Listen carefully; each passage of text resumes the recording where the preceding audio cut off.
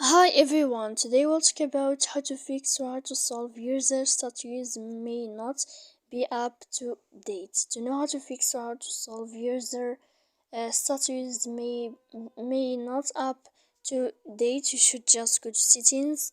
Then here in this page we click apps, default apps, app settings.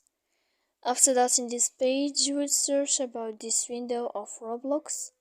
When you'll find this page of app info, you will enter to first stop and we click OK. Here we'll enter to storage, then we click clear cache, and in the end you can go to Play Store. You will search about Roblox. You can click here uninstall, and then you can wait a moment. Then you can install again your Roblox to fix your problem.